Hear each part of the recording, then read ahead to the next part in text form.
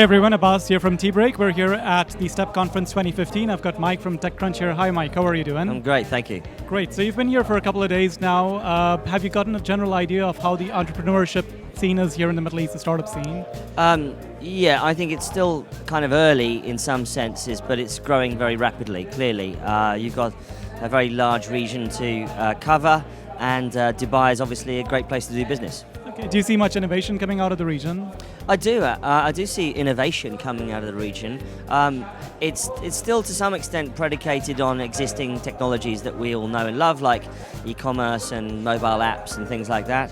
But there's a lot of low-hanging fruit, as it were, to be got at in a market like this. Okay. Would you say that the region is ready for a TechCrunch Middle East? Well, hopefully TechCrunch can be the TechCrunch for the Middle East, frankly. But I think it's really important for entrepreneurial ecosystems to have a vibrant, combative media that gets in under the skin of an ecosystem, just in the same way that TechCrunch has done in Silicon Valley and in Europe. And so, yeah, I think it's great to have good media. Yes. Was there any particular company or startup that you saw here that impressed you?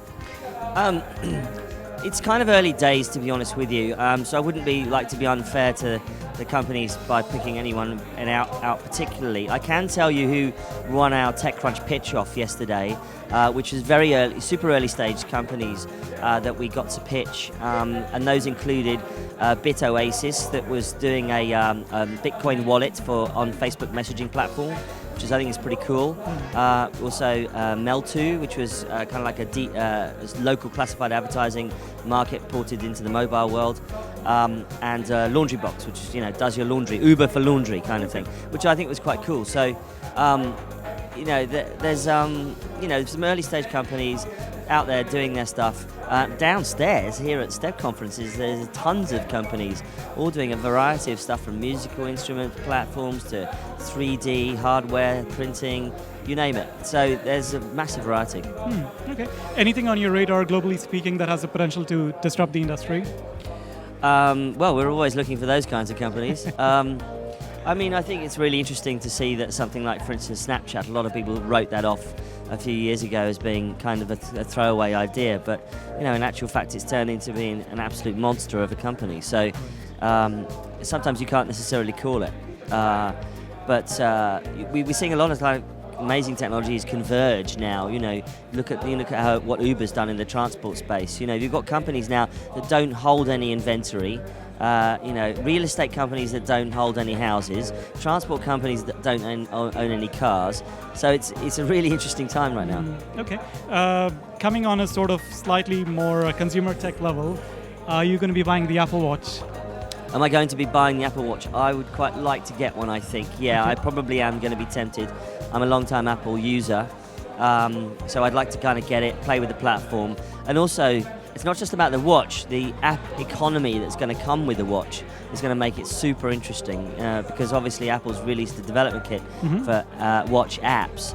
So, and I was an early Pebble user, and I found that there were lots of really cool apps that you could run on Pebble that didn't come with the Pebble, but because of the way they created this app economy, created these, a bunch of new startups or app developers could come up with great apps. So it's not just about the watch, it is about the apps, and that will be kind of the reason to get it, really. Okay, you mentioned Pebble, and they recently closed another round at Kickstarter of $20 million. Do you think there's still life left in the company, considering Apple's come in, Samsung's come in? Absolutely, because the point about Pebble is that they created an ecosystem, and that's the cleverest thing about some of these startups, is that they do create an ecosystem around which other companies and other startups can put their own apps on. So there's quite a lot of space to be done in the watch space still. Okay. It's still very, very early days, and Pebble is just going to rock and roll now because Apple is coming into the market. It's just going to make it a mainstream idea to have a smart watch. Okay. Any other technology that you're closely watching? I'm watching all of them. 360 days of the year, whatever it is. All right. Yeah. Okay, so last question. Who's your favorite CEO at the moment? Who's what? Who's your favorite CEO? Who's my favorite CEO? Let's see. Well, obviously Tim Armstrong, who runs AOL, is my favourite CEO, who owns TechCrunch. He's great. Off the Hi, record. Tim. No, genuinely, I think he's pretty good, actually. Just because he's the ultimate boss, actually, I think he's very good. I think, actually, I would say Marissa Mayer's taking a terrible beating these days about Yahoo, but I think she's, she's trying to turn a supertanker around, and that takes a long time. So I think she's pretty good. Yeah. Well, thank you very much for your time. My Appreciate pleasure. it, Mike. Have a good time. You too.